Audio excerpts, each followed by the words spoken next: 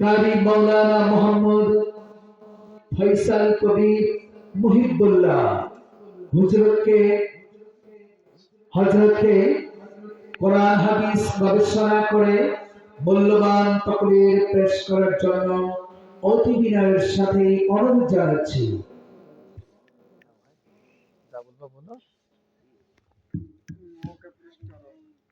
একটা হ্যান্ডবেল এখানে রাখতে হবে তো মঞ্চে। কোরআন শরীফ লাগবে না? আচ্ছা, এটা কি এখানে রেখে দাও দোস্ত। আসসালামু আলাইকুম ওয়া রাহমাতুল্লাহি ওয়া বারাকাতুহু।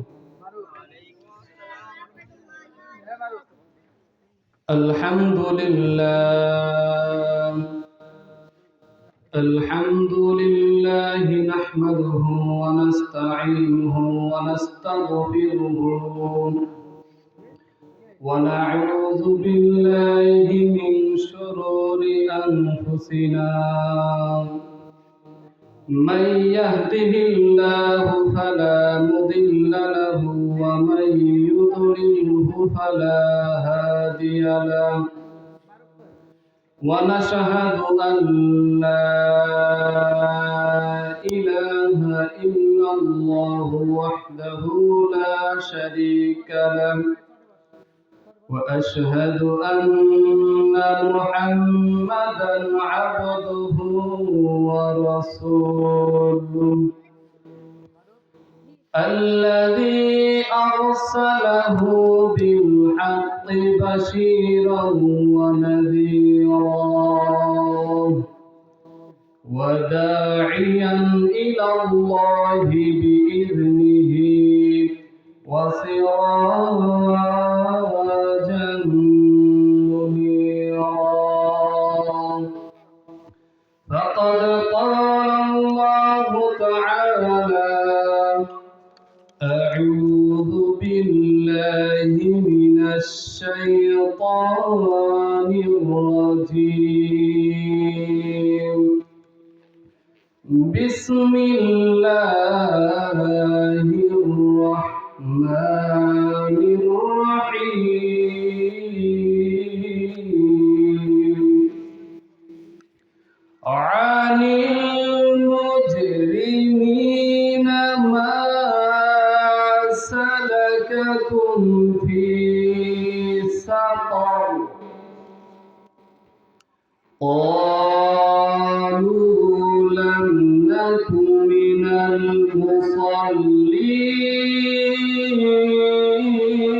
المصلين ولم نك نطعم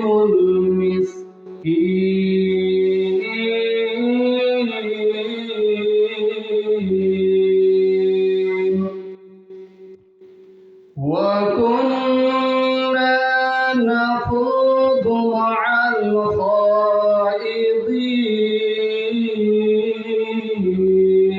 الخائضين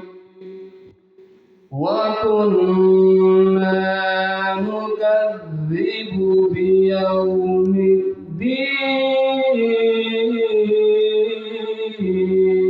الدين وقال عليه الصلاة والسلام মরে গেলে হে যখন আমি হয়ে যাব লাশ বন্ধু বান্ধব ছেড়ে দিবে তখন তোমার আমার পাশ কেউ বলবে বাঁশ কাটো অতি তাড়াতাড়ি কেউ বলবে মাটি দিয়ে যাব কখন বাড়ি আজ আমি জীবিত বলে সবাই আমার আপন মরণকালে সঙ্গী হবে শুধুই সাদা কাফন মরণকালে সঙ্গী হবে শুধুই সাদা কাফন সকলে একটু জিকির করি লা ইলাহা ইল্লাল্লাহ লা ইলাহা ইল্লাল্লাহ লা ইলাহা ইল্লাল্লাহ লা ইলাহা ইল্লাল্লাহ আসমানের মালিক তুমি আল্লাহ জমিনের মালিক তুমি আল্লাহ লা ইলাহা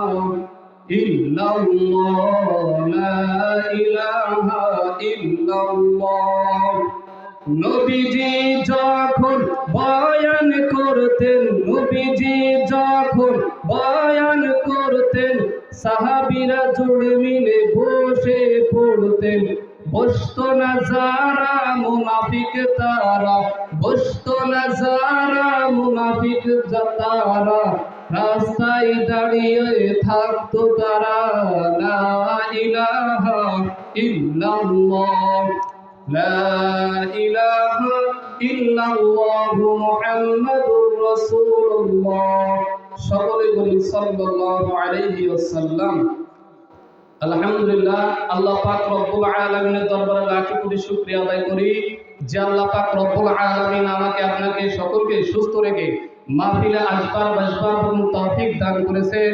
এই জন্য সকলে দিল থেকে জবানকে উচ্চ আওয়াজে সকলে দিল থেকে শুকরিয়া আদায় করি। সকলে বলছি আলহামদুলিল্লাহ।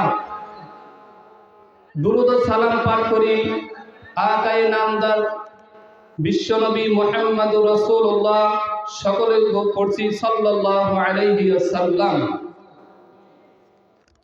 আজকে নূরবাগ চৌগাছা নূরবাগ হাফিজিয়া মাদ্রাসা ওয়ালিল্লাহ বোর্ডিং এর উদ্যোগে আয়োজিত ওয়াজ মাহফিল। আমরা যারা রাস্তাতে দোকানপাটে চলাফেরা করছি তারা যেন মাহফিলে চলে আসি সকলকে অনুরোধ করছি। আমি কোরআনুল কারীম থেকে সূরা মুদ্দাসিরের শেষের দিকে আয়াত তেলাওয়াত করেছিলাম। যখন জান্নাত এবং জাহান্নামীদের আল্লাহ তাআলার পক্ষ থেকে জান্নাত এবং জাহান্নামীদেরকে আল্লাহ পাক রব্বুল আলামিনের পক্ষ থেকে আল্লাহ তাআলার কুদরত অনুযায়ী জান্নাত এবং জাহান্নামী যারা হবে জান্নাত এবং জাহান্নামীদের কথা বলার সুযোগ আল্লাহ পাক রব্বুল আলামিন করে দিবেন। এজন্য জান্নাতীরা জাহান্নামীদেরকে ডাক দিয়া বলবে, ও আমার ভাইরা, আমরা তো একই সঙ্গে একই স্কুলে লেখাপড়া করেছিলাম, আমরা তো চৌগাছায় একই স্কুলে লেখাপড়া করেছি, একই মাদ্রাসায় লেখাপড়া করেছি, আমরা জান্নাত পেয়েছি, তোমরা কেন জাহান্নামী হয়েছ? তখন জাহান্নামীরা জান্নাতীদেরকে ডাক দিয়ে বলবে, ও আমার জান্নাতি ভাইয়েরা, আমরা দুনিয়াতে 4টা কাজ করতাম না, ওই কারণে আমাদেরকে আল্লাহ পাক রব্বুল আলামিন জাহান্নাম দান করেছেন। জাহান্নামীরা 4টা কারণ বলবে। কয়টি কারণ? 4টি কারণ। জাহান্নামী যারা হবে তারা জান্নাতীদেরকে ডাক দিয়ে বলবে, আমরা যে জাহান্নামে এসেছি, জাহান্নামে আসার 4টা মাত্র কারণ। আমরা দুনিয়াতে যখন ছিলাম তারা প্রথম নাম্বার যে কারণটা বলবে, আল্লাহ পাক রব্বুল আলামিন কোরআনুল কারীমের মধ্যে আল্লাহ তাআলা দুনিয়ার বাসীদেরকে জানাই দিয়েছো, দুনিয়াবাসীরা তোমরা শোনো, যারা জাহান্নামী হবে, জাহান্নামে যাওয়ার পরে তারা যে 4টা কারণ বলবে, আল্লাহ তাআলা সূরা মুদ্দাসিরের মধ্যে কি সুন্দর করে মেসেজ, কি সুন্দর করে বয়ান করে আমাদেরকে জানাই দিয়েছে। আল্লাহ তাআলা বলেন, জাহান্নামীরা প্রথম 1 নাম্বার যে কারণটা বলবে, তারা বলবে, ক্বালু লাম নাকু মিনাল মুসাল্লিন।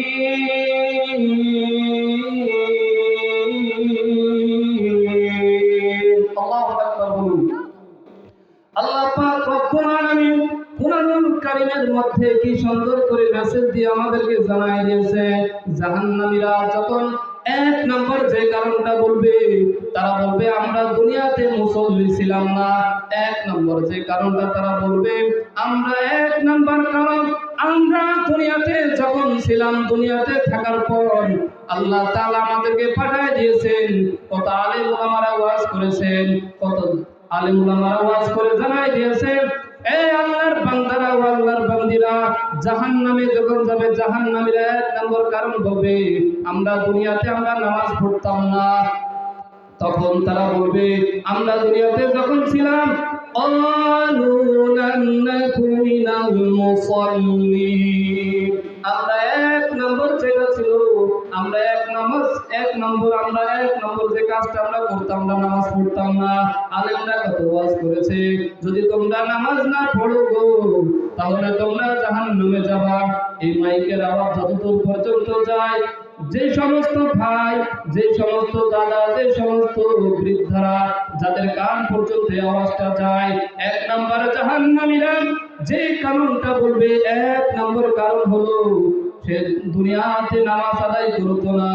আল্লাহর হাবিব মুহাম্মদ রাসূলুল্লাহ সাল্লাল্লাহু আলাইহি সাল্লাম হাদিসের মধ্যে জানায়া দেয়, মিফতাহুল জান্নাতিস সালাত, যে ব্যক্তি নামাজ হলো বেহেশতের চাবি। আর আমরা দুনিয়ার সব ভালো মন্দ আমরা বুঝি। আমরা যদি মাঠের মধ্যে যদি ধান লাগাই, ধানে কি সার দেওয়া লাগবে এই জিনিসটা আমরা বুঝি।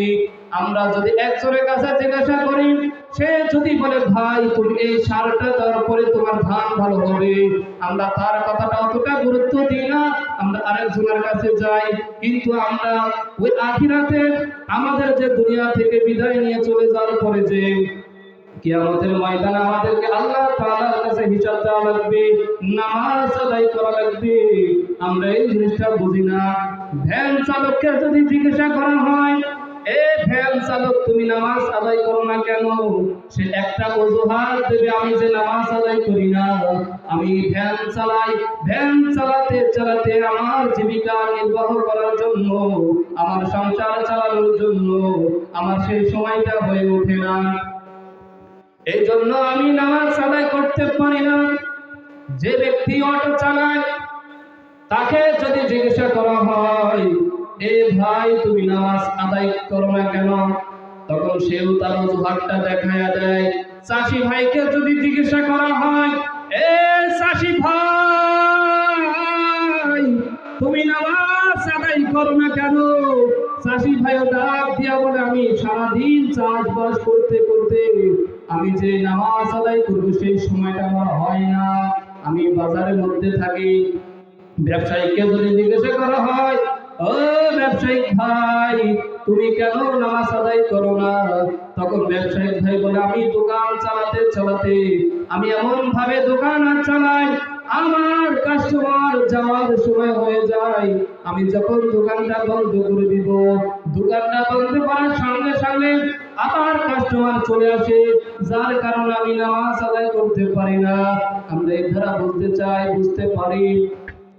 নামাজ যাদেরকে পড়তে বলা হয়, যাদেরকে আমরা নামাজ পড়ার কথা বললি, সবাই একটাই অজুহাত দেয়। যদি বুঝে থাকেন বলেন তো আমাদের রিজিকের মালিক কে? আরো আওয়াজ দিয়ে বলেন আমাদের রিজিকের মালিক কে? তাহলে আমরা যদি গাড়ি চালাই, সংসার চালানোর জন্য যদি আমরা বসে থাকি, আল্লাহ তাআলা যদি নামাজ আদায় করার জন্য যদি আমরা মসজিদে চলে যাই, আমাদের রিজিকের দরজা খুলে দিবে কে? আল্লাহ। এই জন্য জাহান্নামীরা প্রথম নাম্বার যে কারণটা বলবে, তারা প্রথম নাম্বার কারণ বলবে ক্বালু লাম নাকু মিনাল মুসাল্লিন। তাহলে প্রথম নাম্বার যে কারণটা জাহান্নামীরা বলবে, সেই নাম্বার কারণ হলো তারা দুনিয়াতে নামাজি ছিল না। তাহলে আমরা যারা দুনিয়াতে এখনো বেঁচে আছি, বলেন আমাদের নামাজ পড়ার দরকার আছে নাকি নাই? জোরে বলেন আমাদের নামাজ পড়ার দরকার আছে নাকি নাই? আছে। তাহলে আমরা যারা নামাজ আদায় করি না, তাহলে বুঝতে হবে জাহান্নামীরা যে চারটা কারণ বলবে, চারটা কারণের মধ্যে এক নম্বর যে কারণটা, সেই এক নম্বর কারণ হলো যে নামাজ আমরা দুনিয়াতে নামাজ আদায় করতাম না। এবার আসো দুই নম্বরে জাহান্নামীরা বলবে, এক নম্বর কারণ তারা বলেছে আমরা যখন দুনিয়াতে ছিলাম নামাজ আদায় করতাম না। এবার তারা দ্বিতীয় নাম্বার যে কারণটা বলবে, দ্বিতীয় নাম্বার হলো নাকুনু তুইমুল মিসকিন, ওয়ালাম নাকু নুতঈমুল মিসকিন। আমরা দুনিয়াতে মিসকিনকে খানা খাওয়াতাম না।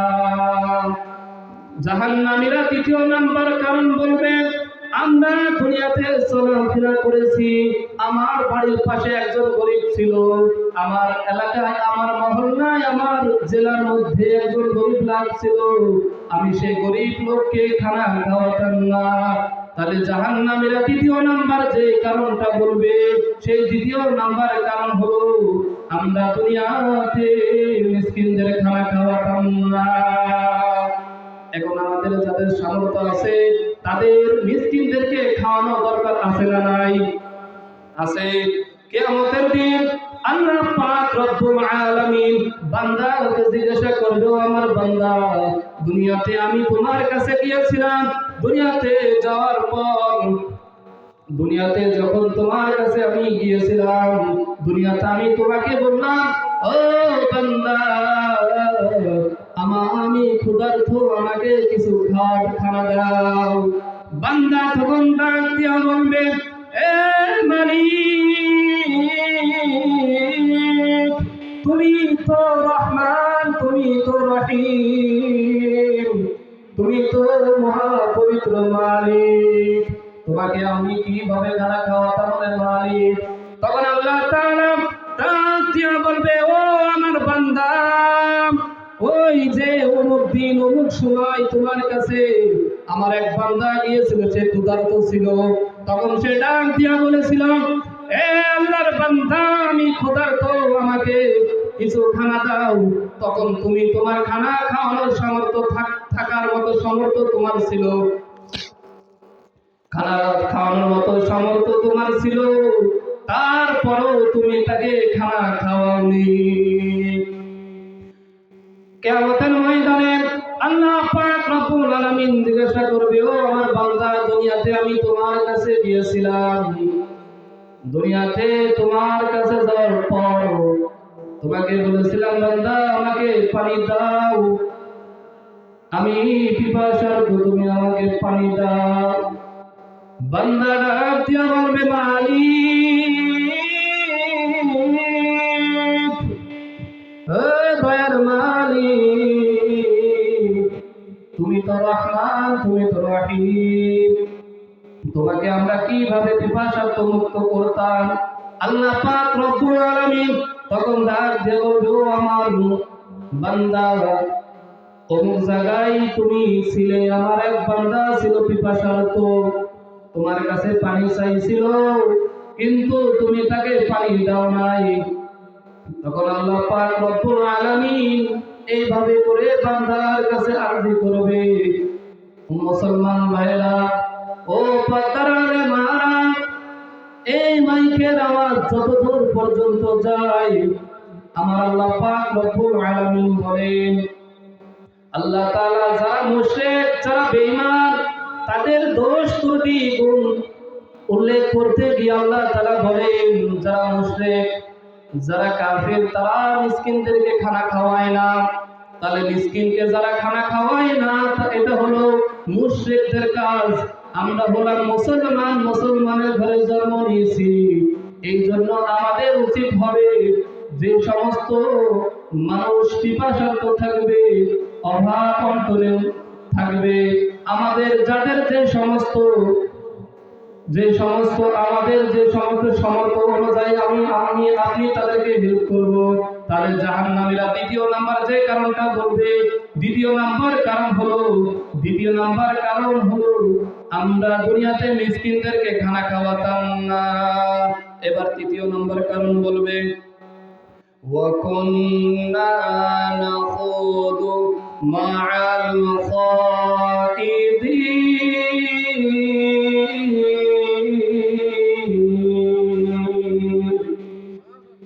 জাহান্নামীরা তৃতীয় নাম্বার যে কারণটা বলবে, তৃতীয় নাম্বার কারণ হলো আমরা সমালোচনা করতাম। কি করতাম? সমালোচনা করতাম। সমালোচনা যারা করতো তাদের সঙ্গে সাই মিলাতাম। বর্তমানে আমাদের সমাজে যে জিনিসটা বেশি প্রচলিত, সেটা হলো আমরা অন্যের সমালোচনা করতে ভালোবাসি, চায়ের দোকানে বা বিভিন্ন দলের মধ্যে বিভিন্ন জায়গায় যদি 4-5 জন বসে থাকে, 4-5 জন বসে থাকার পর মানুষের সমালোচনা করা শুরু করে দেয়। আমাদের সমাজে যে সমস্ত চায়ের দোকান আছে, চায়ের দোকানে যদি 4-5 জন থাকে, 4-5 জন থাকার পরে একজন একজনের সমালোচনা করা শুরু করে দেয়।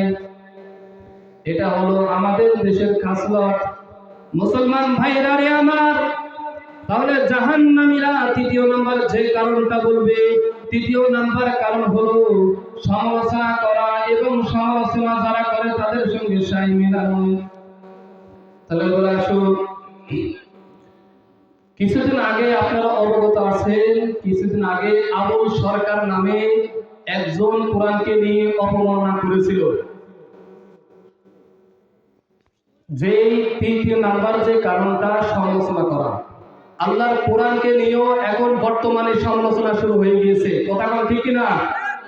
আল্লাহর কোরআনকে নিয়ে মুসলমান যারা মুসলমানের ঘরে যারা জন্ম নিয়েছে, যারা মুসলমানের ঘরে সন্তান হয়ে আল্লাহর কোরআনের বিরুদ্ধে যদি কেউ কথা বলে, মুসলমানের ঘরে সন্তান সব সহ্য করতে পারে, কিন্তু আল্লাহর কোরআনকে নিয়ে যদি কেউ ব্যঙ্গ করে, আল্লাহর কোরআনকে নিয়ে যদি কেউ কটূক্তি করে, কোন মুসলমানের ঘরে সন্তান তা সহ্য করতে পারে না। কথা বল ঠিক কিনা? এই জন্য আমরা এই মাহফিল থেকে বলে দিতে চাই, যারা ইসলামের বিরুদ্ধে কথা বলে, যারা আল্লাহর কোরআনকে নিয়ে কটূক্তি করে, রাসূলের ব্যবহার নিয়ে কটূক্তি করে, রাসূলের চরিত্র নিয়ে যারা কটূক্তি করে, আমরা মুসলমানরা বলে দিতে চাই, মুসলমানের ঘরের সন্তান একটা চিন্তা থাকতে আল্লাহর কোরআনকে নিয়ে কেউ ব্যঙ্গ করবে, দুনিয়াতে বাংলাদেশে টিকে থাকতে পারবে না। কথা বল ঠিক কিনা? ইসলামের দুশ্মনেরা হয়ে যা সাবধান, নইলে জুতার বাড়ি খাবি হারাবি সম্মান। ঠিক না? ইসলামের দুশ্মনেরা হয়ে যা সাবধান, নইলে জুতার বাড়ি খাবি হারাবি সম্মান। নমরুদ খোদার সাথে বিয়াদবি করেছে, যার কারণে তার নাকের মধ্যে ল্যাংড়া মশা ঢুকেছে। ঠিক না? এজন্য আমরা বলে দিতে চাই, অতীত থেকে ইতিহাস থেকে শিক্ষা নিতে হবে। অতীতে যারা ইসলামের বিরুদ্ধে কথা বলেছিল টিকে থাকতে পারে নাই।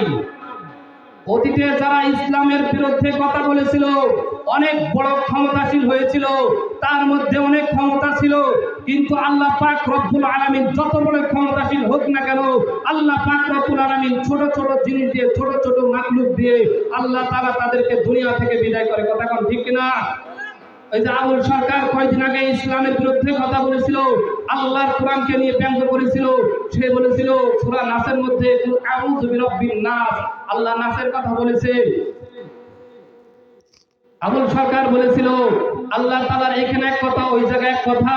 তা আমরা বলে দিতে চাই, আবুল সরকার, দুনিয়াতে তোমরা থাকবা, তোমাদের নাগরিক অধিকার আছে, তোমরা গান বাজনা করবে, আমাদের কোনো বাধা নাই, কিন্তু তোমরা যেখানে হাত দিবা হাত দাও, সমস্যা নাই, কিন্তু আল্লাহর কোরআনে যদি কেউ হাত দাও, মুসলমানরা জিন্দা থাকতে তোমার হাত ভেঙে ফেলবে। কথা ঠিক কিনা? এই জন্য আমরা বলে দিতে চাই, যেখানে হাত দাও সমস্যা নাই, কিন্তু আল্লাহর কোরআনকে নিয়ে, ইসলাম নিয়ে কোনো ব্যঙ্গ করবা আমরা মুসলমানরা সহ্য করতে পারবো না। কয়েকদিন আগে এক নাস্তিক বলেছিল তোমাদের রাসূল দাড়ি রাখার কথা বলেছে, তোমাদের রাসূল দাড়ি রাখার কথা বলেছে, কিন্তু তোমরা দাড়ি কাটো না, কিন্তু তোমাদের যে নাভির নিচে যে চুল আছে সেই চুলগুলো তোমরা কেন কাটো? যদি তোমাদের দাড়ি রাখতে হয় তাহলে নাভির নিচে চুলটা তোমরা রাখবা। তা আমরা বলতে চাই, ওই নাস্তিকের বাচ্চারা, যারা নাস্তিক আছে তোমরা শুনে নাও, তোমরা যদি এই যুক্তি দাও তাহলে আমাদের যুক্তিটা তোমরা শোনো। আমাদের যুক্তি হলো কলের পানিও পানি, মুদের পানিও পানি। তোমরা কেন কলের পানি খাও, মুদের পানি কেন খাও না? মুদের পানিও খাবা, ঠিক কিনা? এই জন্য আমরা বলে দিতে চাই, তোমরা যেখানে হাত দাও, যা করো তা করো, আমাদের সমস্যা নাই, কিন্তু ইসলাম নিয়ে কথা বলবা, আল্লাহর কোরআন নিয়ে কথা বলবা, আমরা মুসলমানরা সহ্য করতে পারি না। কথা বলেন ঠিক কিনা? তাহলে আল্লাহ পাক রব্বুল আলামিন কোরআনুল কারীমের মধ্যে জানাই দিয়েছেন, জাহান্নামীরা যে চারটা কারণ বলবে, চারটা কারণের ভিতরে 3 নাম্বার যে কারণটা হবে, 3 নাম্বার যে কারণটা তারা বলেছিল, 3 নাম্বার কারণ হলো সমালোচনা করা। সমালোচনা যারা করবে তাদের সঙ্গে কি লাগানো? সাই লাগানো। এই জন্য আমরা বলতে চাই, আমরা সব সহ্য করব, কিন্তু আল্লাহর কোরআনকে নিয়ে, ইসলাম নিয়ে কোরআন নিয়ে, মাদ্রাসা নিয়ে, আলেম ওলামা নিয়ে যদি তোমরা কিছু বলো, এইটা মুসলমানরা সহ্য করতে পারবে না। এই জন্য 3 নম্বর যে কারণটা, 3 নম্বর কারণ হলো সমালোচনা করা, সমালোচনার সাইলেন্ট লাগানো। আমাদের বাংলাদেশে বা বিভিন্ন চায়ের আড্ডা যেগুলো আছে, চায়ের আড্ডার মধ্যে মানুষের মধ্যে গবেষণা হয়, এই খারাপ ও খারাপ, এই আলেম ভালো না, এই লোক ভালো না, ওই লোক ভালো না, সমালোচনা করতে করতে করতে করতে তার যে দুপুরের মধ্যে বাড়ি থেকে বের হয়, চায়ের দোকানে চলে যায়, মুরব্বী চায়ের দোকানে চলে যায়, যার পরে সমালোচনা করা শুরু করে, এই আলেম ভালো না, এই মাদ্রাসা ভালো না, ওইটা ভালো না, সেটা ভালো না। এই যে সমালোচনাগুলো করে, এই সমালোচনাগুলো করার কারণে আল্লাহ তাআলার দরবারে জাহান্নামের মধ্যে পড়তে হবে। তাহলে প্রথম নাম্বার জাহান্নামীরা যে নাম্বার বলবে, প্রথম নাম্বার হলো ক্বালু লাম নাকু মিনাল মুসাল্লিন, আমরা দুনিয়াতে মুসল্লি ছিলাম না, আমরা দুনিয়াতে নামাজ পড়তাম না। দ্বিতীয় নাম্বার যে কারণটা বলবে, দ্বিতীয় নাম্বার কারণ বলবে, আমরা দুনিয়াতে মিসকিনদেরকে খানা খাওয়াতাম না। তৃতীয় নাম্বার যে কারণটা বলবে, আমরা দুনিয়াতে সমালোচনা করতাম, সমালোচনা যারা কারো করতো তাদের সঙ্গে আমরা সায় মিলাতাম। এবার চতুর্থ নম্বর যে কারণটা তারা বলবে, ওয়াকুন্না নুকাযযিবু বিয়াউমিদ্দিন। জাহান্নামীরা 4 নম্বর যে কারণটা তারা বলবে, 4 নম্বর কারণ বলবে, আমরা দুনিয়াতে কিয়ামত দিবসকে আমরা বিশ্বাস করতাম না। জাহান্নামী যারা হবে, জাহান্নামীরা তারা বলবে, আমরা দুনিয়াতে কিয়ামত দিবসকে আমরা বিশ্বাস করতাম না। তারা বলবে, দুনিয়াতে যখন আমরা ছিলাম, কত আলেম ওলামারা আমাদেরকে সতর্ক করেছিল, জাহান্নাম আছে, আল্লাহ জাহান্নাম আছে, জাহান্নাম আছে, জান্নাত আছে।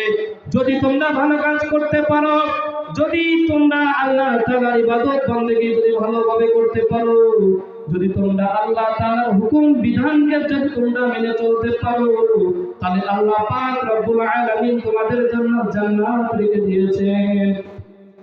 আর যদি আল্লাহ পাক রব্বুল আলামিনের যে হুকুম বিধান আল্লাহ তাআলা দিয়েছেন, ওই হুকুম বিধান যদি তোমরা মেনে না চলো, তাহলে তোমরা শুনে রাখো, আল্লাহ তাআলার জাহান্নাম তোমার জন্য অপেক্ষা করছে।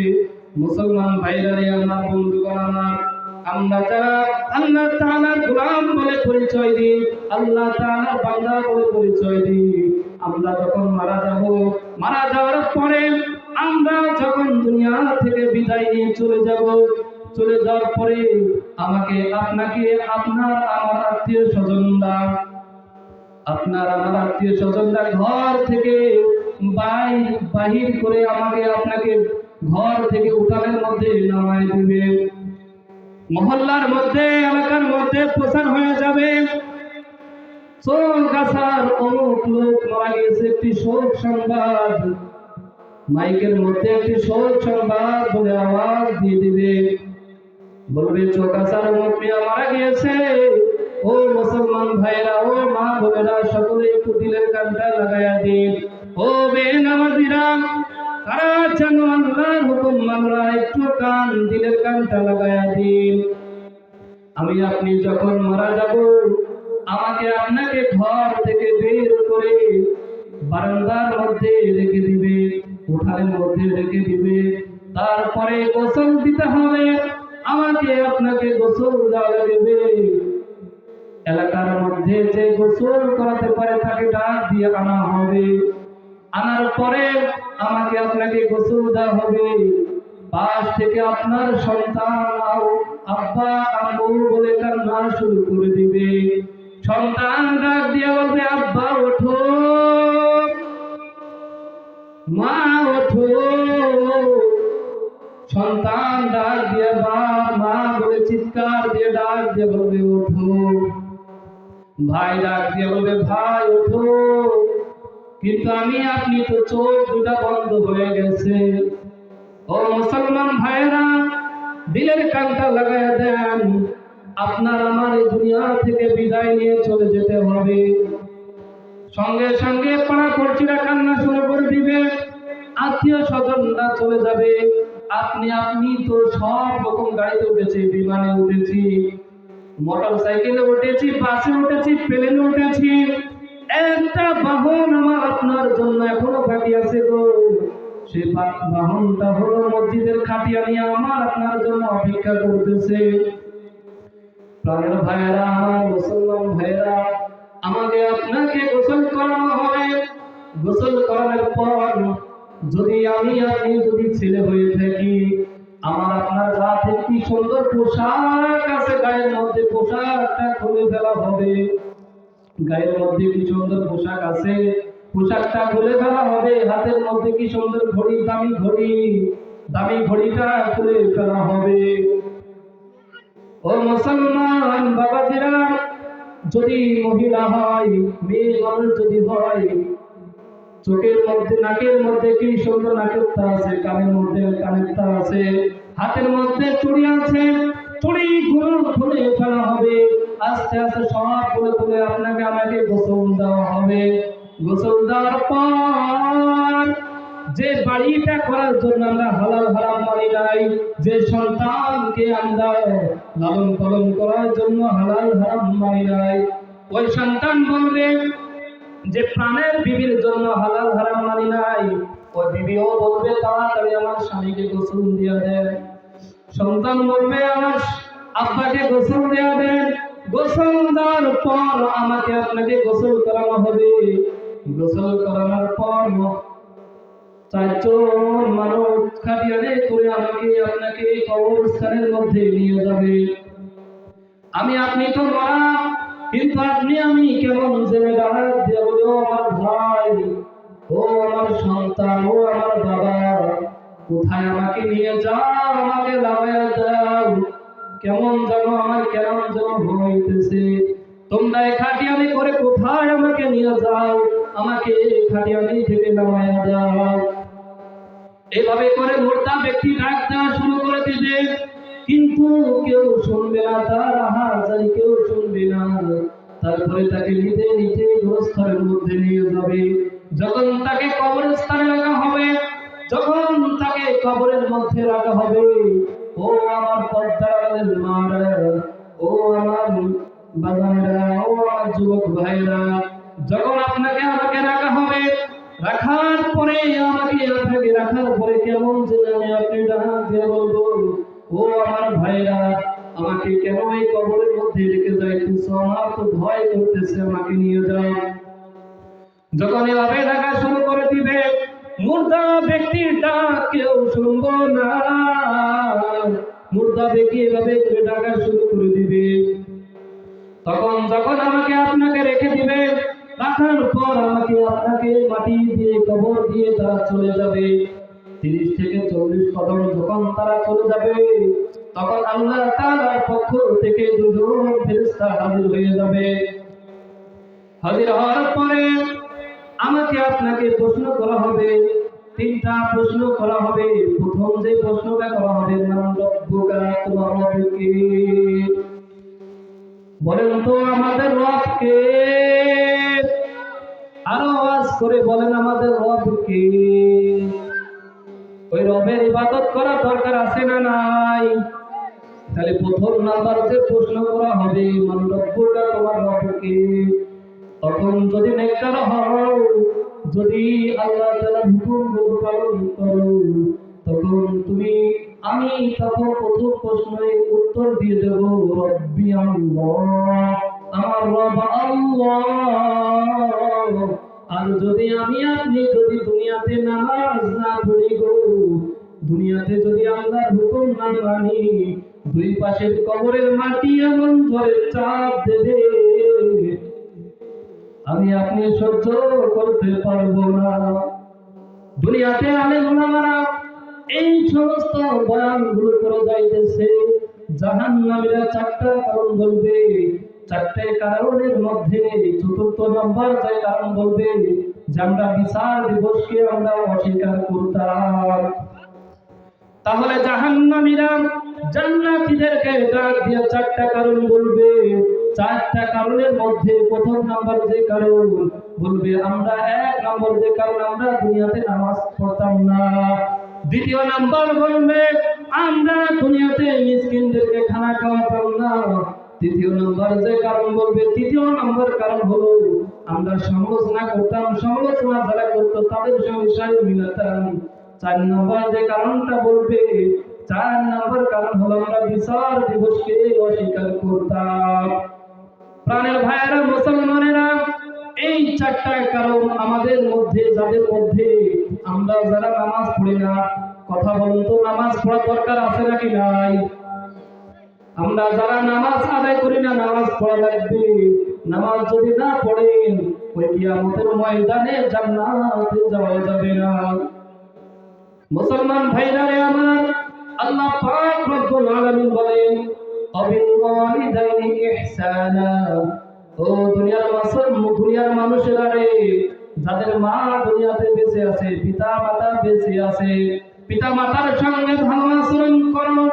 পিতা মাতার সঙ্গে যদি ভালো আচরণ না করো, তুমি যত বড় ফিরাউনি হয়ে যাও না কেন, মক্কা মদিনায় যদি 100 বার যদি তুমি হজ করো, কিন্তু তোমার পিতা মাতা তোমার উপরে নারাজ, শুনে নাও, জেনে নাও, আল্লাহ তাআলার জাহান্নাম তোমার, আল্লাহ তাআলার জান্নাত তোমার জন্য হারাম। পিতা মাতার সঙ্গে ভালো আচরণ করা লাগবে। আমাদের একটা খাসলত হলো, আমাদের পিতা মাতা যতক্ষণ আছে ততক্ষণ আমরা পিতা মাতার মর্ম বুঝি না। পিতা মাতা যদি দুনিয়া থেকে বিদায় নিয়ে চলে যায়, তখন আমরা পিতা মাতার মর্ম বুঝি। আজকের এই মাহফিলের উসিলায় কত মা বোনেরা বাবার বাড়িতে এসেছে, বাবার বাড়িতে, বাবার মহল্লায়, বাবার এলাকায় ওয়াজ মাহফিল হইতেছে, ওয়াজ মাহফিল শুনতে যাব। কত মা বোনেরা আসছে যে আমার বাবার এলাকায় ওয়াজ মাহফিল, আজকে আমি ওয়াজ শুনতে যাব। ওয়াজ শুনতে আসার পরে ঘরে দরজার মধ্যে তাকায় দেখে যে পাশে মা শুয়ে থাকে, ওই পাশে মা আর দুনিয়াতে নাই, বাবা নাই। দুনিয়া থেকে মা চলে গেছে, বাবা চলে গেছে। ও আমার মুসলমান ভাইরা, জানি না কার মা দুনিয়া থেকে বিদায় নিয়ে চলে গেছে গো মুসলমান। যার মা চলে গেছে দুনিয়া থেকে, তার মতো হতভাগা এই দুনিয়াতে আর কেউ নাই। জানি না কার মা দুনিয়া থেকে বিদায় নিয়ে চলে গেছে। ও মুসলমান, তুমি যদি একবার খেয়ে না থাকো, দুনিয়ার কেউ তোমার খোঁজ নিবে না, তোমার মা তোমার খোঁজ নিবে। আজকের এই মাহফিল শোনার পরে অনেকে বাড়িতে যাবে, যার পরে দেখবে মা যে ঘরের মধ্যে শুয়ে থাকতো, মায়ের পানের বাটাটা এক পাশে পড়ে আছে, মায়ের হাতের লাঠিটা এক পাশে পড়ে আছে। মা যে চকিতে শুয়ে থাকতো, মায়ের চকিটা এক পাশে পড়ে আছে, কিন্তু ওই জনম দুঃখিনী মা আর দুনিয়ার মধ্যে বেঁচে না। জানি না কার মা দুনিয়া থেকে বিদায় নিয়ে চলে গেছে। ও পর্দার মারা, তোমরা শোনো, জানি না কার মা দুনিয়া থেকে বিদায় নিয়ে চলে গেছে। আমার মা দুনিয়া থেকে বিদায় নিয়ে চলে গেছে গো। বুঝ হওয়ার সঙ্গে সঙ্গে মা দুনিয়া থেকে বিদায় নিয়ে চলে গেছে। 4টা বছর হয়ে গেল মায়ের মুখ দেখি না, 4টা বছর পার হয়ে গেল মায়ের মুখ দেখি না। জানি না আমার মতো হতভাগা কারা আছে। অনেকে আছে মাকে 5 বছর, 10 বছর, 15 বছর মায়ের মুখটা দেখতে পায় না। অনেকে আছে বাবা হারায় ফেলছে, অনেকে আছে মাও নাই, বাবাও নাই। ও মুসলমান ভাইরা, মুসলমান বোনেরা, এই দুনিয়াতে যার মা নাই, তার মতো হতভাগার কেউ নাই। মা থাকতে মায়ের কদর করো। মা যদি দুনিয়া থেকে বিদায় নিয়ে চলে যায়, মা যদি দুনিয়াতে বেঁচে না থাকে, তখন বুঝবা দুনিয়াটা কত বড় কঠিন। ও মুসলমান ভাইয়েরা, দিলের কানটা নরম করে দেন। এই দুনিয়াতে যার মা নাই, তুমি যদি এক হাতে আঘাত পাও, শরীরের মধ্যে আঘাত পাও, একবার খেতে না পারো, তোমার খোঁজ নেওয়ার মতো তোমার কেউ নাই। তোমাকে একবার ডাক দিও, বলবে না বাবা তোমার হাতে লেগেছে, আসো তোমার হাতটা একটু আমি দেখি। যার মা দুনিয়া থেকে বিদায় নিয়ে চলে গেছে, সে বুঝবে মা না থাকা কত কষ্ট। এই দুনিয়া থেকে যার মা দুনিয়া থেকে বিদায় নিয়ে চলে গেছে সে বুঝবে মা না থাকলে তার মতো হতভাগা কেউ না। মুসলমান ভাইরা আমার, যাদের মা বেঁচে আছে গো, মায়ের সাথে ভালো আচরণ করবা, বাবার সঙ্গে ভালো আচরণ করবা। যদি মায়ের সঙ্গে বাবার সঙ্গে খারাপ আচরণ করো, মরার সঙ্গে সঙ্গে আল্লাহ তাআলা যদি তোমাকে জিজ্ঞাসা করে, ও আমার বান্দা, ও আমার বান্দি, দুনিয়াতে তো তোমাকে আমি পাঠাইছিলাম, তুমি নামাজ পড়েছো, রোজা রেখেছো, সব করেছো, স্বামীর খেদমত করেছো, সব তুমি করেছো, কিন্তু তুমি পিতা মাতার খেদমত তুমি করনি। ওয়া জান্নাতুকা ওয়া নারুকা, পিতা মাতার পায়ের নিচে জান্নাত, পিতা মাতার পায়ের নিচে জাহান্নাম। তোমাকে তুমি যদি পিতা মাতার সঙ্গে ভালো ব্যবহার করো, পিতা মাতাকে যদি তুমি খুশি রাখতে পারো, তাহলে তুমি শুনে রাখো তুমি জান্নাত পেয়ে যাবে।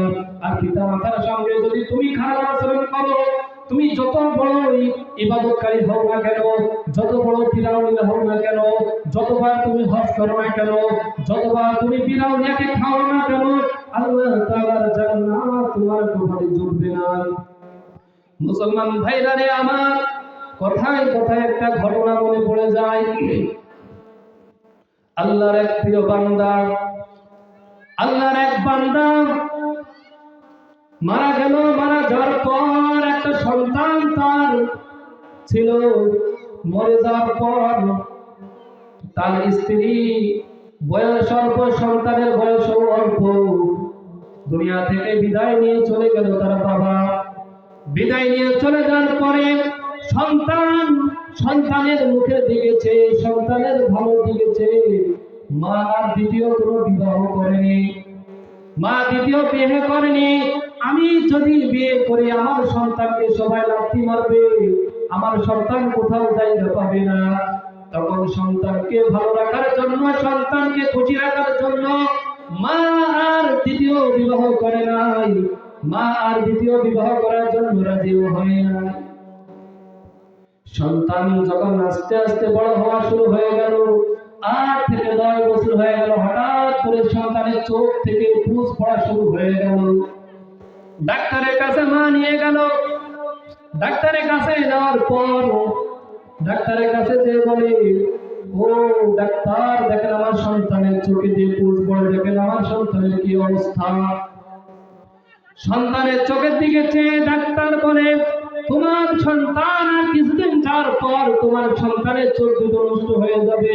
তোমার সন্তানকে যদি তুমি ভালো করতে চাও, তোমার সন্তানের অপারেশন করা লাগবে।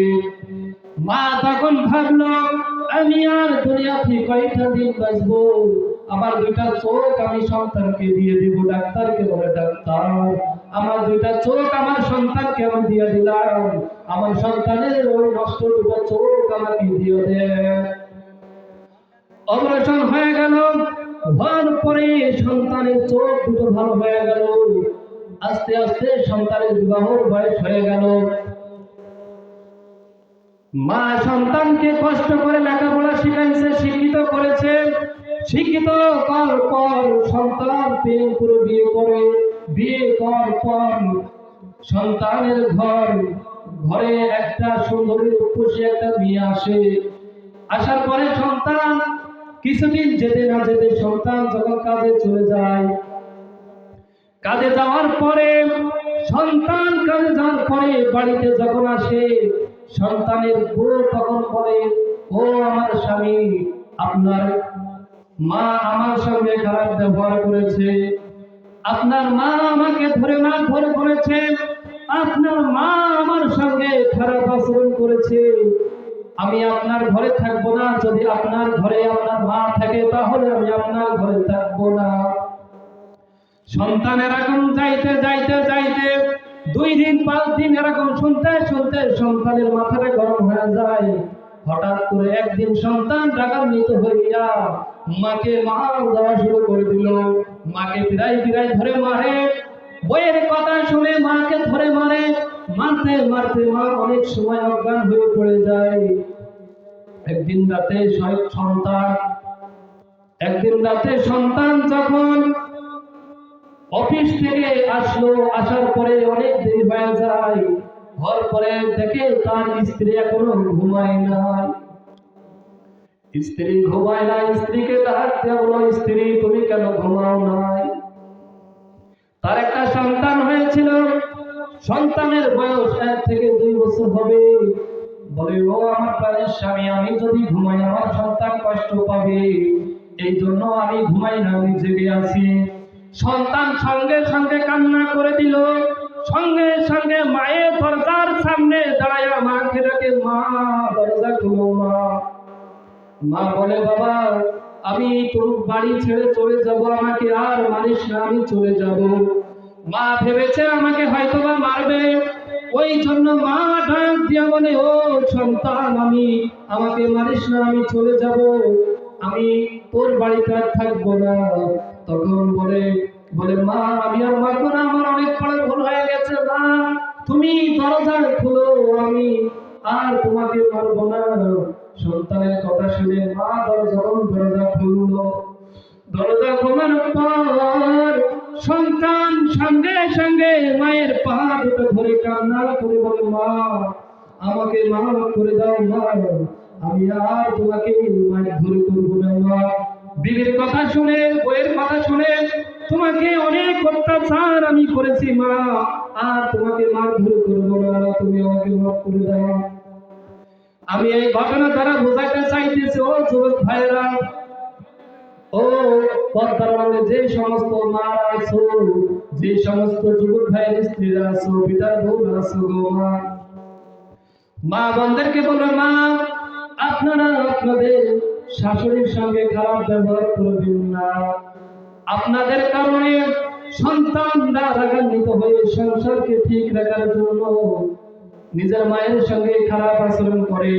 তোমার মন জয় করার জন্য, তোমাকে ভালো রাখার জন্য মায়ের সঙ্গে খারাপ ব্যবহার করে সে জাহান্নামী হয়ে যাইতেছে। মুসলমান ভাইরা রে আমার, মুসলমান ভাইরা রে, মারা আমাদের কোনো সময় খারাপ চায় না।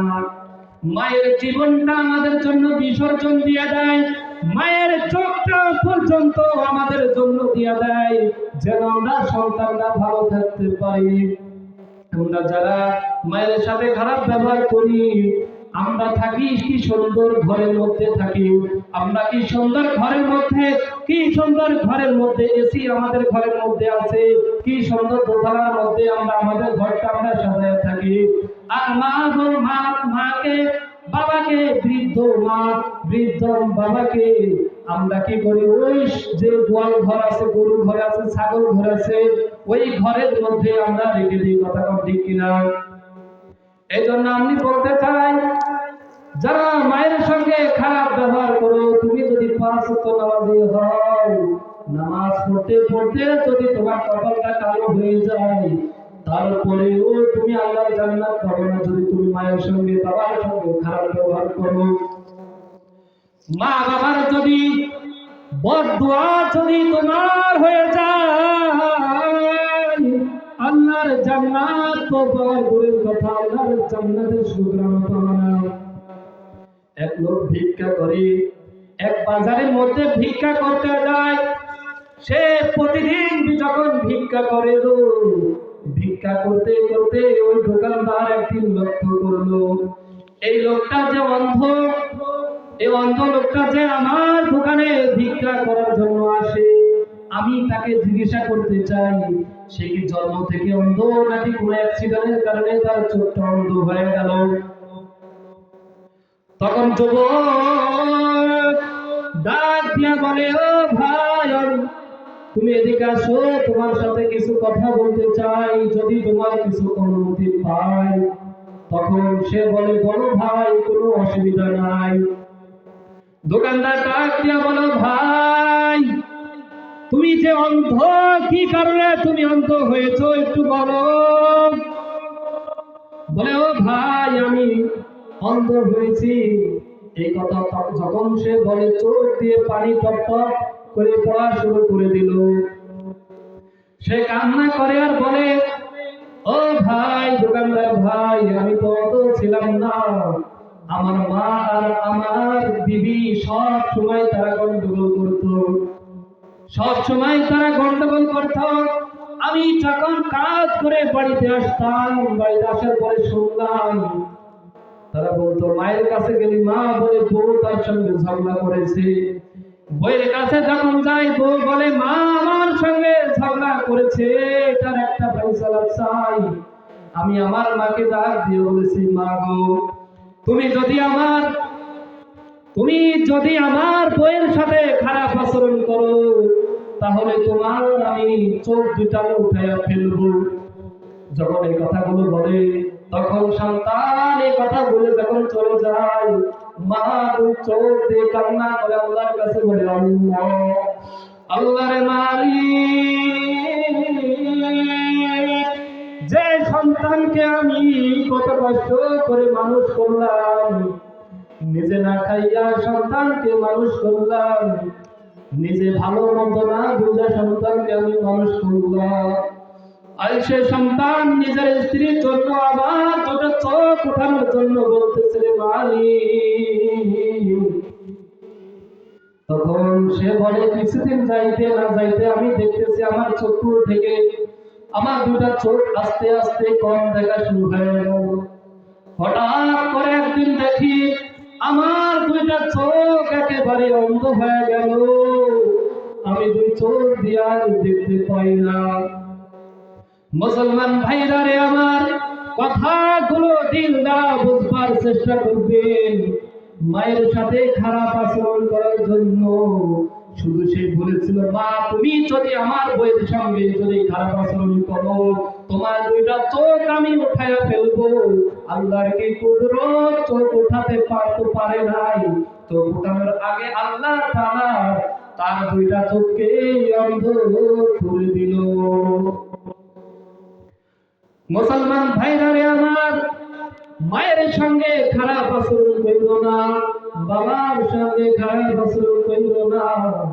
মা যেদিন হারায় ফেলবা সেদিন বুঝবা মা কি জিনিস ছিল। বাবা যেদিন হারায় ফেলবা বাবা কি জিনিস ছিল সেদিন বুঝবা। এই যে কোন পথে শীতের দিন, এই শীতের দিন তাকায় দেখো, তোমার পাশের বাড়িতে তাকায় দেখো, তোমার যে একটা ছোট্ট একটা সন্তান আছে তার দিকে তাকায় দেখো, তোমার স্ত্রী কত কষ্ট করতেছে তার জন্য। রাত যখন গভীর হয়ে যায়, রাত 12টা, 1টা, 2টা, 3টা বাইজা যায়, সন্তান পিশাব কইরা দেয়। সন্তান পিশাব করার পরে মা জননী জেগে যায়, জাগার পরে মায়ের জায়গায় সন্তানকে শোয়া দেয়। শোয়ানোর পরে মা ওই জায়গায়ও সন্তান ওই জায়গায় পিশাব কইরা দেয়। মা আবার একটু ভালো জায়গা খুঁজে ভালো জায়গায় সন্তানকে রাখে, সন্তান ওই জায়গায় পিশাব কইরা দেয়। এইভাবে করে মা কত কষ্ট করে সন্তানের জন্য, সন্তানের জন্য এত কষ্ট করে। সন্তানের জন্য মা নিজের সুখ, নিজের আশা, নিজের ভালোবাসা সব কিছু উৎসর্গ করে দেয়। ঈদের সময় যখন হয়ে যায়, তোমার বাবার দিকে তুমি তাকায় দেখো, তোমার গরিব বাবা ভ্যান চালায়, রিক্সা চালায়, মাটি কাজে দিন মজুরি, সে নিজের জন্য একটা সুন্দর একটা লুঙ্গি পর্যন্ত সে কেনাকাটা করে না। সন্তানের দিকে তাকায় দেখে, পাশের বাড়ির সন্তান ভালো পোশাক পরবে, আমার সন্তান ভালো পোশাক পরবে না, এটা তো হতে পারে না। আমার সন্তানকে আমি ভালো পোশাক পরাতে চাই। নিজের বাবা দেখো ঈদের সময় ছিঁড়া পোশাক পরে, ছিঁড়া লুঙ্গি পরে, ছিঁড়া পাঞ্জাবি পরে, পায়ে যে স্যান্ডেলটা থাকে গো, সেই স্যান্ডেলটা পর্যন্ত ছিঁড়া থাকে। তারপর সন্তানকে নতুন পোশাক দেওয়ার জন্য, ভালো পোশাক দেওয়ার জন্য দেখো পিতা কত তার সুখকে বিসর্জন দিয়ে দিল সন্তান। তাকায় দেখো তোমার পিতার দিকে, তাকায় দেখো এই শীতের সময় দেখো তোমাকে জ্যাকেট কিনে দেওয়ার জন্য কত কষ্ট করলো, কিন্তু বাবার দিকে তাকায় দেখো একটা শার্ট একটা গেঞ্জি পরে ঘুরে বেড়ায়। বাবার কাছে ভালো একটা জ্যাকেট বাবার কাছে নাই, বাবা শীতের মধ্যে গায়ে দেবে গো। কোন বাবার সঙ্গে খারাপ আচরণ করো, কোন মায়ের সঙ্গে খারাপ আচরণ করো। মায়ের সঙ্গে খারাপ আচরণ করা চলবে না, বাবার সঙ্গে খারাপ আচরণ করা চলবে না। যদি মা বাবার সঙ্গে খারাপ আচরণ করো, দুনিয়ার মধ্যে আল্লাহ তাআলা তোমাকে আল্লাহকে বুঝাই দিবে। আল্লাহ ধরা বড় ধরা গরু, আল্লাহ ছাড় দেয় কিন্তু ছেড়ে দেয় না। এই জন্য পিতা মাতার সঙ্গে ভালো আচরণ করবা, তাহলে শোনো তোমরা ইসলামের মধ্যে যদি তোমরা অটল থাকতে পারো, আল্লাহ তাআলাকে যদি তোমরা রব হিসাবে মানতে পারো, আল্লাহ তাআলার হিসাব, আল্লাহ তাআলার হুকুমের পরে পিতা মাতাকে মানতে হবে। আল্লাহ তাআলার হুকুমের পরে যদি পিতা মাতাকে সঙ্গে ভালো ব্যবহার করতে পারো, মুসলমান ভাইরা আমার, আল্লাহকে রব মানতে হবে, আল্লাহ তাআলার হুকুম মানতে হবে। আমি যে চারটা কারণ বলেছিলাম, এক নম্বর যে কারণটা, সেই কারণটা হলো আমরা দুনিয়াতে নামাজ পড়তাম না। আমরা যারা দুনিয়াতে নামাজ পড়ি না, নামাজ আদায় করতে হবে। মুসলমান ভাইরা আমার, আমাদের ইমানটা এত কাঁচা, ইমানটা এত কাঁচা, আমাদের ইমানটা এত কাঁচা, আমরা স্লোগান দিতে পারি নেতার জন্য, স্লোগান দিতে পারি বাবার জন্য, স্লোগান দিতে পারি বাবার জন্য, ভণ্ড পীরের জন্য, এই পীর ভালো, ওই পীর ভালো, কিন্তু আমরা আল্লাহ তাআলার হুকুম বিধানকে আমরা সেভাবে মানতে পারি না। আব্দুল্লাহ ইবনে হুযাফা রাদিয়াল্লাহু তাআলা আনহু, আব্দুল্লাহ ইবনে হুযাফা রাদিয়াল্লাহু তাআলা আনহু কেমন সাহাবী ছিলেন, আল্লাহ কেমন বলেন, আল্লাহ তাআলার কেমন প্রিয় একজন বান্দা ছিলেন। রোম সম্রাটের সঙ্গে যখন যুদ্ধ শুরু হয়ে গেল, রোম সম্রাট তার সেনাবাহিনীকে ডাক দিয়ে বলে, এ সেনাবাহিনী শোনো, মুসলমানরা যে জয় লাভ করে, তারা কি কারণে জয় লাভ করে বলো? মুসলমানরা জয় লাভ করে, মুসলমানরা কি কারণে জয় লাভ করে তুমি বলো? তখন বলে, মুসলমানদের মধ্যে এক নম্বর যে কারণটা, সেটা হলো তাদের ঈমানটা মজবুত। আমাদের জান্নাতে যাওয়ার চাকা হলো দুইটা, একটা হলো ঈমান ও আমল। যার ঈমান ঠিক আছে, যে ঈমান ঠিক আছে, যার আমল ঠিক আছে, তার জন্য তো জান্নাতে যাওয়ার কোনো বাধা নাই। এই জন্য আমাদের সকলের উচিত আমাদের ঈমানটাকে মজবুত রাখা। আব্দুল্লাহ ইবনে হুযাফা রাদিয়াল্লাহু তাআলা আনহু এর ঘটনার মধ্যে শিক্ষা পাওয়া যায়, একটু কানে দিলের কানটা লাগাই একটু শুনবেন। রোম সম্রাট তার সেনাবাহিনীকে বলে, হে রোম সম্রাট সেনাবাহিনী, মুসলমানরা যে বিজয় লাভ করে, কি কারণে তারা বিজয় লাভ করে আমার একটু জানতে মনে চাই। মুসলমানদের সঙ্গে তোমরা ঘোষণা করে দাও, মুসলমানদের সঙ্গে যুদ্ধ ঘোষণা করে দাও, আমরা জানতে চাই তারা কি কারণে তারা যুদ্ধ জয় লাভ করে। তখন তারা শুরু করে দিল, মুসলমানদের সঙ্গে যুদ্ধ শুরু হয়ে গেল, রোম সম্রাটের সঙ্গে যুদ্ধ শুরু হয়ে গেল। তখন আব্দুল্লাহ ইবনে হুযাফা রাদিয়াল্লাহু তাআলা আনহু মুসলমানদের দল নিয়ে চলে গেলেন অগ্রসর হয়ে সামনে। যখন আব্দুল্লাহ ইবনে হুযাফা রাদিয়াল্লাহু তাআলা আনহু যুদ্ধের ময়দানে চলে গেল, যুদ্ধের ময়দানে যাওয়ার পর সঙ্গে সঙ্গে ঘটনাক্রমে মুসলমানদের একটা দল রোম সম্রাটের কাছে বন্দী হয়ে গেল। রোম সম্রাটের কাছে বন্দী হয়ে গেল। রোম সম্রাটের কাছে বন্দী হওয়ার পর রোম সম্রাট তাদেরকে ডাক দিয়ে বলে, মুসলমানদেরকে আমার সামনে ডেকে আনো, আমি মুসলমানদের সঙ্গে কথা বলতে চাই, তাদের কিসের এত পাওয়ারগুলো আমরা দেখতে চাই। ঘটনা সংক্ষেপ করে সামনের দিকে আগায়। তখন আব্দুল্লাহ ইবনে হুযাফাকে ডাক দিয়ে বলে, হে আব্দুল্লাহ ইবনে হুযাফা, মুসলমানদের সর্দারকে আব্দুল্লাহ ইবনে হুযাফা রাদিয়াল্লাহু তাআলা আনহু দাঁড়ায় গেল, বলল, আমি মুসলমানদের হলো কর্মরত, আমি মুসলমানদের সেনাবাহিনীর মধ্যে প্রধান, আমি মুসলমানদের মধ্যে প্রধান। বললো, তুমি এখানে আসো, সামনে আসো। বললো, আমি তোমাকে আমার ভালো লেগেছে, তোমাকে আমি একটু ভালোবাসতে চাই, আমি যদি তোমাকে ভালোবাসতে চাই, এখন আমার তোমার যদি দিলের মধ্যে মহব্বত হয়, তাহলে তোমাকে তো আমার দলের মধ্যে আসতে হবে, আমার দলের মধ্যে তোমাকে অংশগ্রহণ করতে হবে। আমি যে খ্রিস্টান, তোমাকেও খ্রিস্টান হতে হবে। বলল, তুমি যদি খ্রিস্টান হও, তাহলে আমার যে রাজ্য আছে গো, আমার এই রাজ্যের অর্ধেক রাজ্য আমি তোমাকে দান করে দিব। আব্দুল্লাহ ইবনে হুযাফা রাদিয়াল্লাহু তাআলা আনহু বলেন, হে রোম সম্রাট, যদি তামাম পৃথিবীর যদি ক্ষমতা আমার হাতে তুলে দাও, তারপরেও আমি ইমান ছাড়তে রাজি না।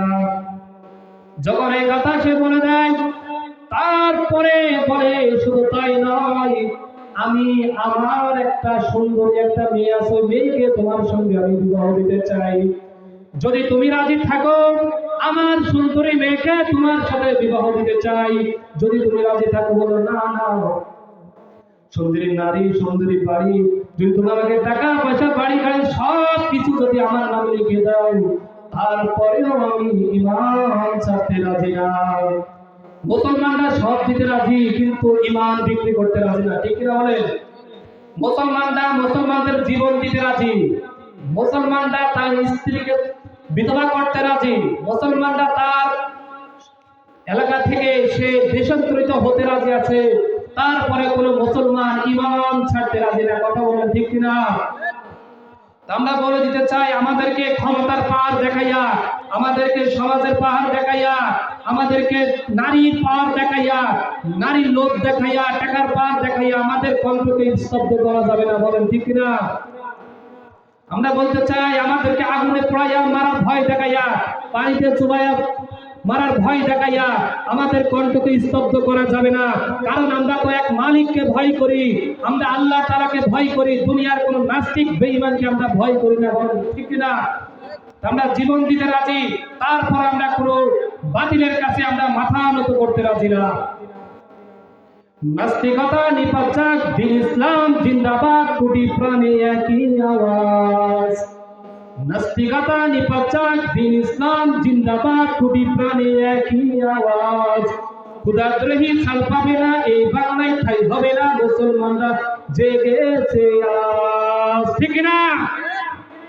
জোর কদমে আগে চলো, বজ্রকণ্ঠে আওয়াজ তোলো, সবাই মিলে একই তালে দাও না স্লোগান, নারায়ে তাকবীর। বলে বলে নারায়ে তাকবীর। মুসলমানের এই দেশেতে নাস্তিকদের ঠাঁই নাই, নাস্তিকদের পক্ষে যারা তাদের কোনো রক্ষা নাই। ঠিক না? আমরা বলতে চাই, নাস্তিকদের পক্ষে যারা কথা নিবা, নাস্তিকদের পক্ষে যারা আওয়াজ তুলবা, নাস্তিকদের পক্ষে যদি তোমরা থাকো, তোমাদের ওই বাংলার জমিনে, বাংলাদেশে তোমাদের ঠাঁই হবে না। কথা বলো ঠিক কিনা? ইসলামেরই জন্য এ দেশ হয়েছে জন্ম, ইসলামের বিরুদ্ধে গেলে দেশ হবে ভিন্ন। ঠিক কিনা? ইসলামেরই জন্য এ দেশ হয়েছে জন্ম, ইসলামের বিরুদ্ধে গেলে দেশ হবে ভিন্ন। ইসলামের বিরুদ্ধে যারা নিয়েছে অবস্থান, এই বাংলায় ঠাঁই হবে না, যাও হিন্দুস্তান। ঠিক না? বজ্রকণ্ঠে আওয়াজ তোলো, সবাই মিলে একই তালে দাও না স্লোগান, নারায়ে তাকবীর, নারায়ে তাকবীর।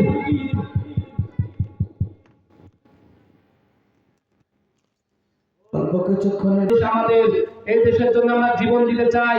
যারা বলবে আমরা দেশের জন্য জীবন দিতে চাই, কিন্তু জীবন দেয় না, কামানের ভয় দেখে, পিস্তলের ভয় দেখে যারা পিছনে হেঁটে যায়, তারা কোনোদিন ইসলামের প্রেমিক হতে পারে না। কিন্তু আমরা বলতে চাই, এই বাংলার জমিনে, এই বাংলার জমিন আব্দুল উসমান হাদিদের বাংলাদেশ, এই বাংলার জমিন পিরাউলিয়ার বাংলাদেশ, এই বাংলাদেশ মুসলমানের বাংলাদেশ, এই বাংলাদেশ আলেম ওলামার বাংলাদেশ। অতএব এই বাংলাদেশে থাকিয়া ইসলামের বিরুদ্ধে কথা বলে কেউ টিকতে পারবে না। কথা বলো ঠিক কিনা? আলহামদুলিল্লাহ, আলোচনা এ পর্যন্তই থাক। আল্লাহ তাআলা আমাকে আপনাকে সকলকে, যারা এই আলোচনা শুনলাম, আল্লাহ পাক রব্বুল আলামিন সকলকে এই আলোচনার উপরে আমল করার তৌফিক দান করুন। সকলে আলহামদুলিল্লাহ।